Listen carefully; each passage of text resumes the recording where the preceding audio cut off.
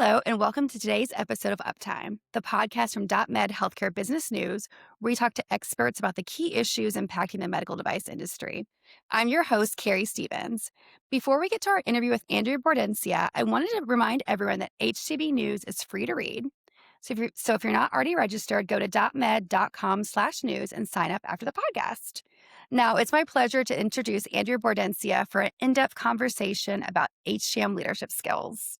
Andrea, thank Awesome. you for joining me today. Oh my gosh, it's my pleasure. I'm so happy to be here. I'm happy you're here too. And, to start, can you give the listeners just a little bit about your background? And I mean, you have worn many hats, but just to kind of explain what you do. Yes, I suppose when you get to be almost 50, that's the many hat wearing is a part of the journey. So I'm the second generation owner of an HTM service company. So second generation family owned. My father started it in 1970. It's called DESCO. The acronym is Diagnostic Equipment Service Corporation. Initially, fun fact, it was DISCO, Diagnostic Instrument Service, back in the early 70s. So my journey has been so HTM has been a part of my life forever because I was born in 1976. There's another fun fact. And growing up, I was always really curious about what my dad did and what the field techs did. And I would work there. I would work at Desco in middle school, high school, and college. And really my true love that I discovered actually during college, but I was always a writer. I liked poetry, and my mom did too. So I wanted to be a writer was my initial, like, that's what I'm going for. That's what I want to be. I did some consulting with writing. I helped people write content. I did some technical writing. And then in the late 90s, early 2000s, my dad got sick. He was diagnosed with kidney cancer. And so there was a real, and he was not quite 60 yet. So he wasn't ready for retirement. He's like me, has a lot of energy. So my sister and I, so there's just two of us, we had a conversation with my parents about, well, what next? My sister, she was a leadership coach by training. And at the time, I was going through some leadership training myself. And I was also doing writing. And my husband, who's an artist, I was helping him do some marketing and content writing to market his stuff. And so when the conversation came up, well, what's going to happen with Desco, my mom, who was a nurse practitioner, she stepped in, but she really didn't have any business background or experience. And my sister's like, it's not for me. And I said, well, you know what? I'll take a crack at it. I'm really curious about leadership. This could be good. I was just getting married. We were starting a family. And so I ended up coming into Desco in a leadership position after like working there on and off for some time. And so it was like my real first like commitment, because it was like, oh, I could work there in the summers, then I could leave, and then I could come and do hourly work. So this was, am I committed? So I had a conversation with my husband about it, and I ended up stepping in real fully. And I'm really grateful for that because my dad's okay. So he's 81 now, and he has one kidney. He doesn't need dialysis. It's You amazing. wouldn't know because his energy level is like mine right now. He travels, all the things. So we're really grateful for that. And at the time, so when he stepped out and I stepped in and my mom stepped in, my mom and I never had a great relationship growing up. And when you think about family businesses and family dynamics, oftentimes it can create more of a rift with family members. With us, it actually brought us closer. So we got really good at discerning when we were in conversations as mother-daughter versus colleague. And I started reporting to her. And then it turned out she didn't want any of those responsibilities. She's like, I'm a retired nurse. I don't want to be running a service company. You're Andrea, and I was in my 20s at the time. You're younger. Can you just take it? And I was like, okay. So then how do we transition? What does this look like? So I had a leadership coach myself who helped me through it. And really we got really good at naming when we were in conversations where we were grabbed, activated, whatever word you want to use, triggered by old dynamics and said, "Ooh, is this a mother-daughter conversation or is this a colleague, boss, employee conversation?" So we were able to actually pause, and I got in the habit at work of calling my mother, her first name is Eileen. I call her Eileen. So that was an interesting shift because we didn't want to be like, "Mom, join us on this call," or "Mom, come to this meeting." So that was kind of fun. And yeah, so through that, I talk often about my history with depression, anxiety, and addiction. And in the beginning stages of me stepping in, I was navigating, being newly married. And then I had a baby when I was 25, Jesse. He's now 25 this year. And and then 8 months after he was born, I was pregnant with my second son, and I love surprises. They were surprises. At the time, my husband and I weren't planning it, and it was the best possible surprise ever at the time. And I have a third son now. He's 16, so I have 3 boys. At the time when I was navigating DESCO, my leadership, and also my family dynamics, my father being diagnosed with cancer, it was a very trying time for me. So it actually heightened my addiction, it heightened my depression, it heightened my anxiety.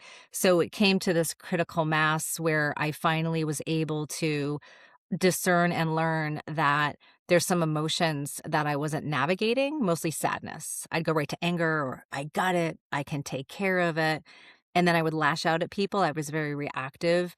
So once I got the coaching around my own emotions and learned to express through language how I was feeling, and learned that I could be safe saying I was sad to my husband because he was very good at saying, "Oh, let me help you." And I wasn't used to that growing up. I think a lot of us Gen X, being able to say I'm sad as a child wasn't necessarily a thing that many people emotions just weren't a part of our nomenclature growing up. So it's very different now. So learning that and being in these conversations with my mom, with my husband, having this, critical mass of all this pressure and then getting the coaching I needed, I learned so much about myself and my blind spots and I didn't know I was a perfectionist. It turns out that I was a perfectionist trying to accommodate and please everybody and also learn electronics and as an English major and as someone who wanted to be a writer married to an artist, stepping in a leadership position in an HTM company, trying to learn Ohm's law so I could speak that's not what a leader is. So I learned a whole lot about what leadership is and what it isn't. So in a nutshell, I would say that is my leadership, my journey, my history into this space and into leadership. Well, I think what's so cool about you, and I had the pleasure of meeting you at Amy this year. You talk about this, and especially your work with Will, the Women in Leadership organization, and bringing, especially, I mean, we all know HTM is a very male dominated industry, and especially as a CEO, a female CEO in the HTM space. I mean, that's amazing. But what do you think what skills do you bring into that as a woman in the industry that, you might not see from the men? Yeah. So early on, I didn't recognize I was in the story of, and it's a very white dominant patriarchal narrative of it doesn't matter who you are, it doesn't matter what your gender is, it doesn't matter what your race is. And saying it out loud now, it's like, oh my gosh, how ignorant. I just didn't know what I didn't know. In my 20s, in my late 20s, early 30s, I really was living in this. And I grew up in an affluent community and it was white dominant. And it was men were in leadership roles. And in the same, like you said, it's still a male dominant field. So I grew up thinking that it doesn't matter what your background is, you just do what you need to do to get the job done, not realizing that I was engendering male traits. So when I would go into meetings, I was very direct. I wouldn't necessarily say, "How are you doing?" Like right now, if you meet me, I think I'm welcoming, I'm nurturing. I like to put people at ease. I wasn't always that way. I was described as intense. Some people would describe me as scary. Actually, one person said that I was scary, which was like, whoa, I really need to do some self reflection here. I would go into these meetings and I didn't want to waste anybody's time, is where it came from. And I also, the mentors I had were men. And one of the critical moments in this whole journey of like male versus female is I had a very uncomfortable conversation with one of our customers who made some inappropriate comments to me, and he was a male. So when I went to my father and my one of my mentors who was a male, I said, "This is what happened." They're like, "Oh yeah, that's just a part of sales." Like it was normal. And then I came home to my husband, he's like, "That is not normal, that is not okay, you didn't feel safe." And I'm like, "No, I didn't feel safe, and I didn't like how I reacted in the moment." So I was working with a coach at the time, and she helped role play with me. What are some things I can say? What are some potential reactions this customer might have if I stand my ground? So we actually did the role play to get it in my nervous system, and I said to him, "Hey, listen, I need to have a conversation with you. That was really uncomfortable." And he ended up being very responsive and saying, "Oh my gosh, I'm so sorry." So my take on that is perhaps he did that a lot and didn't know that was his pattern because people just fell into appease like, "Oh," like I did in the initial. So I was able to stand my ground. So I think as women in a male dominant industry, it has shifted a lot, I will say, because there's a lot more education. Everyone is a little bit more aware, and the consciousness has elevated as to what's appropriate, what's professional, and what's not for many years. And it still, I'm sure, happens because certain things take some time to shift fully. And there's still inequity in pay. We know that too. That when I was younger in the last, 20 years as it's evolved, in the beginning, I'd go into these shops and there'd be calendars of women in their bathing suits, right? Like those guys swimsuit issue kind of things like hanging up and I would have to pretend like I was cool with it, but it was like very uncomfortable. So things like that you don't see as much anymore. I haven't seen it in years anyway when I go into hospital settings Yeah. and clinical engineering departments. But now there's more respect, there's still a narrative I hear with men around women, not all men, I'm generalizing, but I've heard it from men. I've also heard it from women around other women because we all have our gender biases no matter what gender we are, that women are emotional, and it's like, "Oh, no, we're all emotional," right? And so it's like, let's be careful about the language, and if there is more sensitivity, it's a lot of it is because of the conditioning. So women are raised to be a certain way, to act in a certain way. Men are raised to be and act in a certain way. And so we can be aware of that and not make this generalization like it's a biological or physiological thing, but knowing that it's conditioning, how do we create these cultures where it's okay to acknowledge emotions and also say, let me get curious about my biases as a woman when it comes to judging other women, and also my biases about being a woman judging other men, because I can be quick to react and defend and stand my ground as a woman and say, that's not fair. And there's biases that are influencing everything that we do. So my role at Will is really for women to have a voice and a safe space. Like I love what April set out there as the mission is that everyone belongs. There's a seat for everybody at this table. And we're focusing, like right now we have a private group on LinkedIn that's for women only because it's a safe space. But really what we're looking to do is to have a space where all genders are in conversations together in support of advancing women and also dismantling the biases that all genders have. So when April and Zach did their panel at MD Expo, it really was about like, here are the different biases. Here's what you can do to be more aware of it because it falls into default mode. So if we have more of these conversations where both men and women are at the table to talk about these experiences, it can just shine a light on ways that we can cut through the old patriarchal and also like the biases that women have too around what gender norms are, and to create new norms that are more mutually beneficial and also respectful. I think that's amazing. And also, what y'all are doing could bring more women to the field too. As we That's our know, hope. yeah, the industry there's gonna be a staffing crisis. So, Yes. and looking outside of traditional, "I'm a man, I go into biomed, I am HTM," and bringing women to the field could really help solve this staffing crisis. So I think what you're doing is amazing and what Will's doing is amazing. I wanna switch gears a little bit. So Yeah. I wanna talk about resistance, and every leader, has hit resistance, but what's one leadership challenge that really tested you, and what did it teach you about how to show up for others? Yes. So there was a pivotal moment where, in the beginning, I was excited to share with somebody, one of my dad's colleagues and someone that knew me as like a little girl, literally.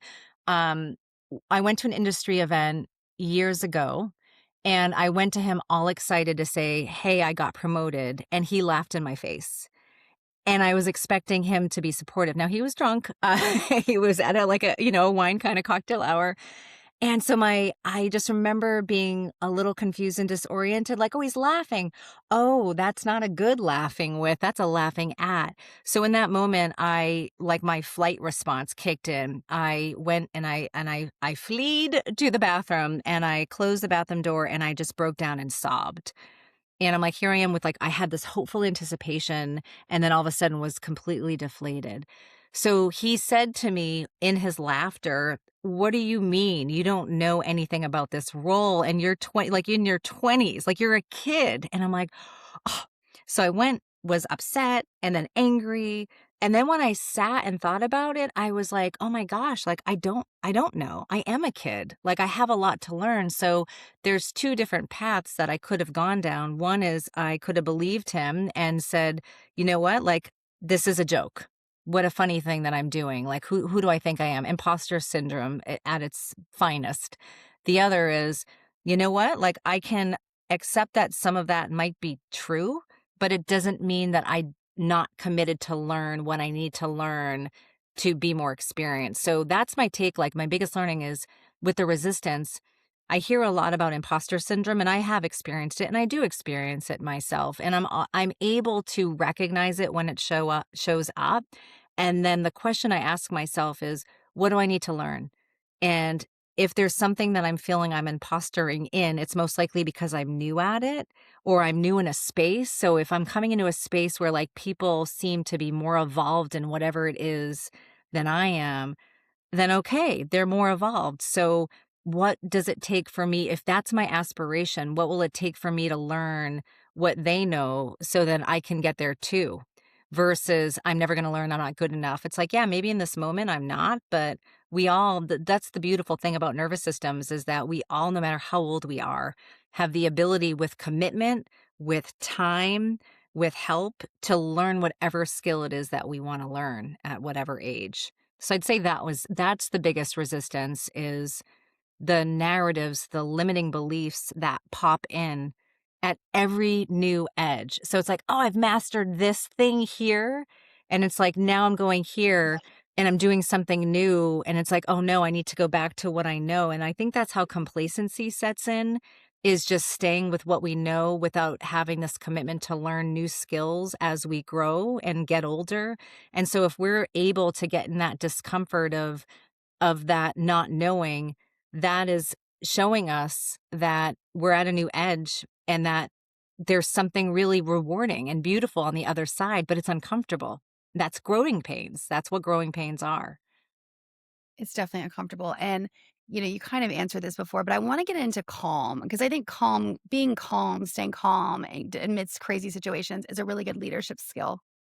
Can you talk about that? How Yeah. do you remain calm? And especially in HTM, which, I mean, yeah, it's not always patient facing, but there's a lot of stress in that industry. So how do you stay calm?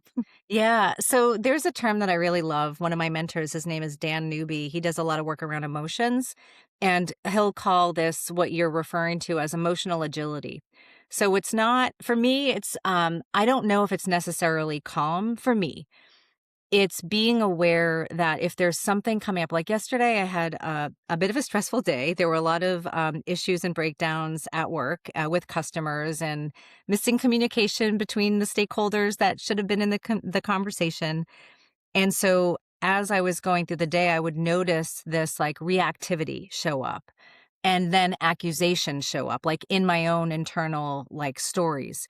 So I was able to recognize it and say, okay, I could react in this moment, and will I regret that? Yes. So let me think about what's going on, how I'm feeling, and what that conversation is that I need to have to make sure I have all the information.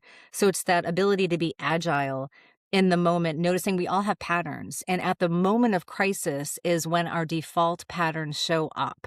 So that's when we might react. And if we're able to then notice that reaction and then intervene by just pausing and saying, okay, am I going to regret this? Like, and usually it shows up by like, energy goes up and our breathing gets high and we get tense and our eyes get like really laser focused and we get like stiff jaws. Usually it's the energy goes up and it wants to go out. So if we're able to recognize the physiological reactions in our body and then take a moment to feel our feet, to soften our knees, and then to take that pause. Sometimes just shifting the body helps shift the narrative and the emotional disposition we're in. Sometimes it's like shifting the narrative and then that shifts the body. So there's three ways that we can intervene in that moment of emotional agility. It's through the story. Like, if I do this, then will the consequence be something that I'll feel proud of? Or it's the emotional, like, I feel angry right now. So how can I slow my breathing down, drop my breathing down, so I'm able to be with my anger or my anxiety or whatever emotion showing up versus reacting from it?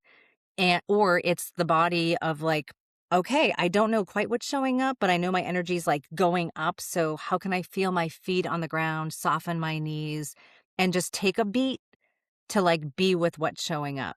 And one of the things that I've done in the past, I don't necessarily need to do this anymore, but this really worked for me, is when I felt like there was something happening where I was like, this is urgent and I need to like go and talk to someone or yell at someone or be mad at someone right now, I would send myself an email. Or now it's like we can use our phones to like record something to ourselves. Like, what is the thing that you can do knowing that if you send that email or you make that phone call or have that conversation, you might regret it later? You know your pattern is reacting. What is the intervention you can put in place so then you can assess and say, is that really what I want to say? Is that really like, am I accusing before I'm getting all the information? So I would say that's the intervention and the awareness of the physiological and the default stories that show up are the way that I've learned to stay emotionally agile. So I'm creating safe spaces for people where they are comfortable coming with me to say, you know what, Andrew, I need to let you know the customer's not satisfied, so we might need to credit them. Hey, Andrew, I want to let you know that like I told the customer that someone was going to get to the site the next day and I forgot to tell dispatch. And so no one showed up. So years ago, if someone said that or I heard about that, I would get really mad. So then people stopped telling me stuff because they knew I'd get really mad. So now it's like, oh, thank you for letting me know. How can we avoid this in the future? So we institute having debrief conversations. Who was involved? What do we learn from it? How do we move forward so we can get in front of this in the future? So those are the emotional, agile ways that I see can create safe cultures and also develop leadership skills for others, because if you're modeling this, then other people are going to see, oh, it's safe to have these kinds of conversations where we can admit failure and not get in trouble for it. No, I think that's great.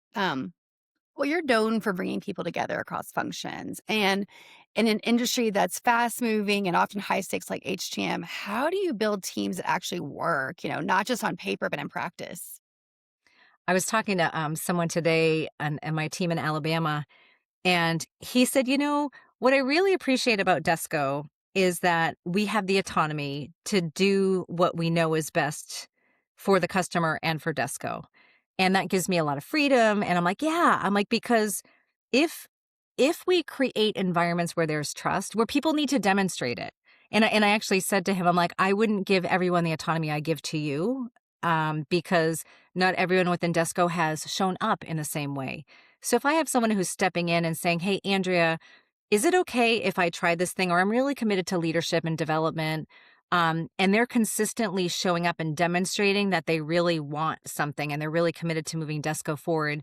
It's like, great, let's co-create a role. Let's co-create a path for you. What could that look like? So what's the win-win here? What is a value to Desco? What's a value to you? Like, what is it that you're aspiring to do? I have employees who want to go out on their own, like create their own businesses. I'm like, awesome. How do we get you so you're creating your own business, but while you're here, you're learning the leadership skills and you're helping me to develop Desco. And let's be really transparent about where you want to go and the timing of that so we can have someone that we can hire that you can help onboard before you leave. So I want to make it really safe for people to say, I have other aspirations other than Desco.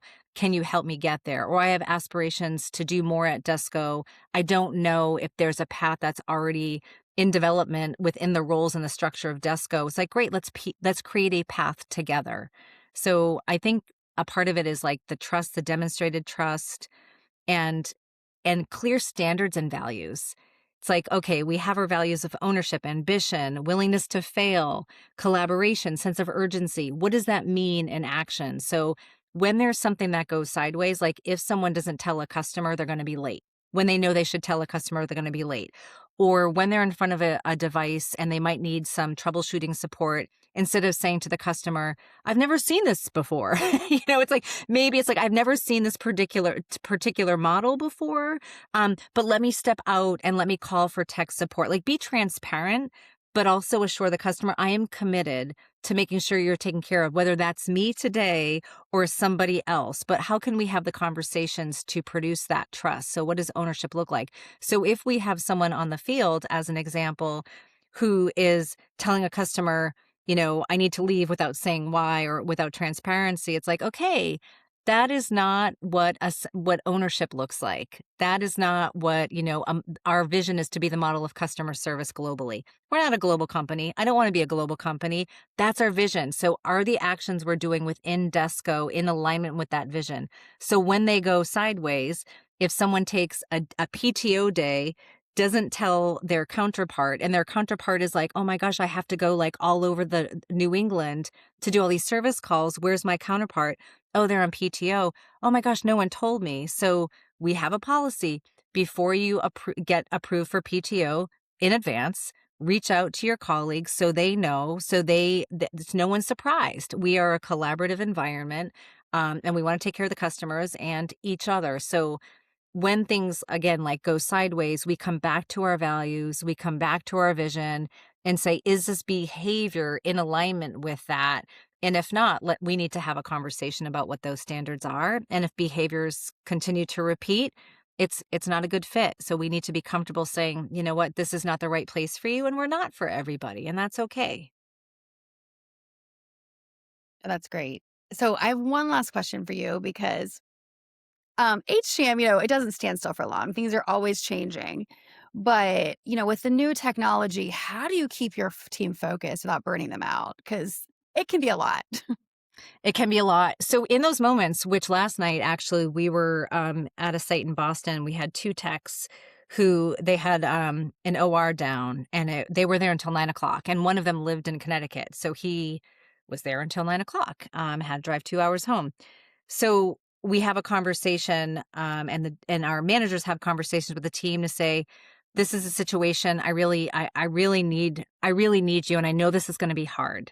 So what do you need from me? Do you need to stay in a hotel? Like, that was an offer. Do you need to stay in a hotel? I want you to be safe. We give people a stipend if they work beyond 12 hours, an extra meal type of thing.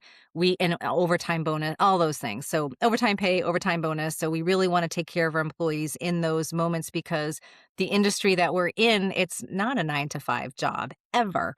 So we just make sure that we're having the conversation. It's not like, oh, we expect you to do it, it's your job. No, it's like, we really appreciate that you have a life outside of here and you want to be home or out or whatever you want to do. So relying on you is like, it means so much that you're willing to do that for us, because we have that high sense of ownership. So we want to make sure that we're rewarding you, we're paying you, we're taking care of you, we're having you do a late start. Like, what else can we do for you? So we have great benefits. We automatically give people short-term disability because we pay for it, because in the past, people were like, oh, I'm young, I'm healthy. And then they would be in emergent situations where they didn't have that. So we take care of people and pay for certain benefits, no, like just because we want people to be safe and healthy and to stay. So, um, So, for the last question about time, I always ask everyone, what is something that's keeping you up at night in the industry? So, what is keeping you up at night, Andrea?